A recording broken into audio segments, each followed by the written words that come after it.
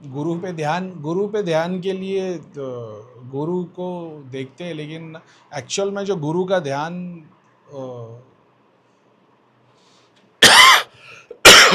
Sorry,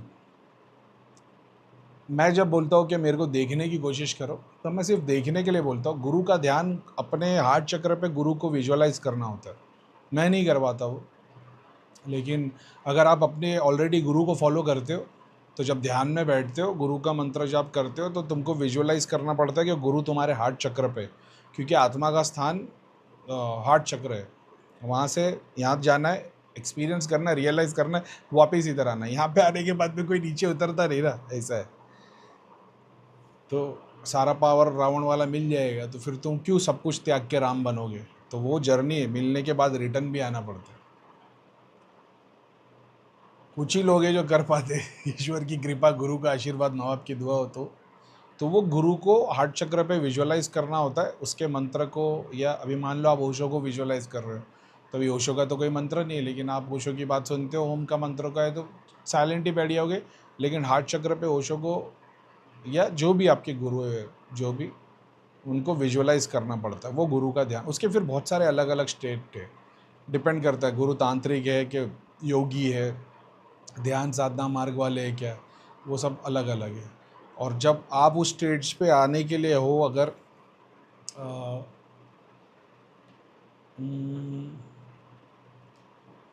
मतलब beginner तौर पे, तो वो कैसे बताऊँ, मैं इसको एक्सप्लेन कैसे करूँ? अभी ऐसे मान लो आपको महाअवतार बाबा जी का ध्यान करना है, तो आपको कुछ भी नहीं पता, आपको किसी गुरु ने बता दिया, तो आप शिव समझ के या शिव जी का ध्यान करो, कैरेक्टरिस्टिक्स पता है, तो आप शिव जी का ध्यान कर सकते हो। अब मान लो आपको यूट्यूब पे आपने राजेश्वरी नंदी को देख लिया और उसको ध्यान करोगे, तो भले से आप मंत्र देख के रखे हो, लेकिन वो वैसा इफेक्ट नहीं आएगा, फिर वो शक्ति आएगी पहले, ऐसा है। तुम समझ में नहीं आएगा, अरे भैरव का मंत्र कर रहा था राजेश्वरी नंदी को, सोचा तो आजू बाजू तो मेरे को ऐसा सब शक्तियाँ आ गई, डरावने लग गए। तो वो स्टेज भी नहीं है तुम्हारा, वो गुरु बताता है, तो गुरु मार्गदर्शन करता है, मैं नहीं करवाता वो। नहीं तो मैं बोल देता भाई मेरे को यहाँ पे एक्सपीरियंस करो, सारे 12 गोली एक 3 सेकंड में बन जाएगी।